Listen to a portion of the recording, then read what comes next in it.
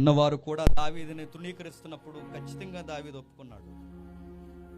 మిమ్మల్ని అందరిని అడుగుతున్నాను, ఒక సహోదరుడిగా, ఒక దైవజనుడిగా, మీ బిడ్డగా, మీ అన్నగా, మీ అందరిని అడుగుతున్నాను. మీ ఆకాశం వైపు మీ రెండు చేతులు ఎత్తి పరలోకమందున్న దేవుని వైపు మీ ముఖాన్ని చూపిస్తూ, దేవా తెలిసే చేశాం ప్రభువా అని మీ తండ్రి, మన తండ్రి ఎదుట ఖచ్చితంగా ఒప్పుకోండి. మీ చేతులు ఎత్తి అడగండి. ఖచ్చితంగా మన దేవుడు క్షమించే దేవుడు.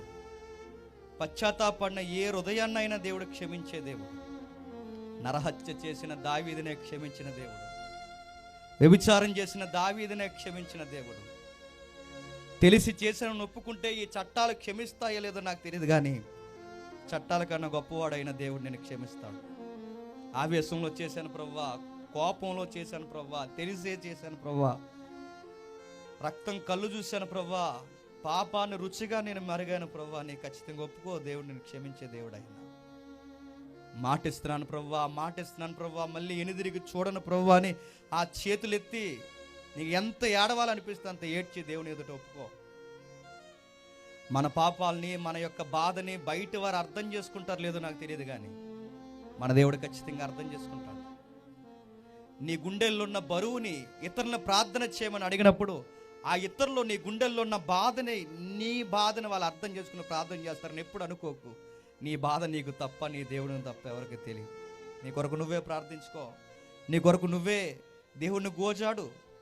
నాతాను ప్రవక్త ఎదురుగొచ్చి దావీదుని గద్దించినప్పుడు దైవజనుని మాటకి తలదించాడు. ఈ ప్రసంగం నేను గద్దిస్తే, ఈ దేవుని మాట, ఈ దైవజనుల మాట నేను గద్దిస్తే నువ్వు ఖచ్చితంగా ఒప్పుకో. దేవా తప్పు చేశాను ప్రభువా అని ఖచ్చితంగా ఒప్పుకో. క్షమించే దేవుడు. అలానే కళ్ళు తెరవండి, ప్రార్థన చేసుకుందాం. కళ్ళు మూసుకోండి, ప్రార్థన చేసుకుందాం. దేవా పరలోకమందున్న మా తండ్రి, మీ ప్రజలందరి పక్షాన తండ్రి మేమందరం చేతులెత్తి ప్రార్థన చేస్తున్నాం తండ్రి. ఈ భూమి మీద తండ్రి గౌరవపరమైనది, ఈ భూమి మీద తండ్రి మీ ఎదుట సౌందర్యమైనది ఏదైనా ఉంది అంటే మా అతిక్రమమును దాచిపెట్టక ఒప్పుకోవడమే తండ్రి. తండ్రి మేము ఎవరికి చెప్పుకోవట్లేదు దేవా, మీకే చెప్పుకుంటున్నాం తండ్రి. ఈ రోజు వరకు కూడా మా తప్పులేంటో మాకు తెలియకుండా ఇక్కడ మేము ఉన్నామంటే మేము ఎంత జడ్జాగా బతుకుతున్నాము తండ్రి.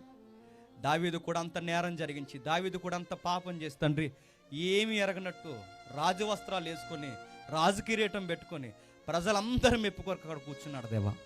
మేము కూడా తండ్రి మంచి బట్టలు వేసుకొని ఉందాగా డబ్బులతో సోకులు సరదాలను తిరుగుతూ లోపల మాత్రం పాపాన్ని పెట్టుకునే తిరుగుతున్నాను దేవా. ఆ కుమారుడు ఒప్పుకున్నాడు తండ్రి దావీదు. తండ్రి మాకు కూడా అలాంటి ఒప్పుకోలు మనసు కలగజేయండి తండ్రి. మేము వస్త్రాల్లో కనబడుతున్నంత అందమైన మనసు మాది కాదు తండ్రి. తండ్రి బయటికి కనబడుతున్న అందమైన మనుషులు మేము కాదు తండ్రి. తండ్రి బయటికి కనబడుతున్న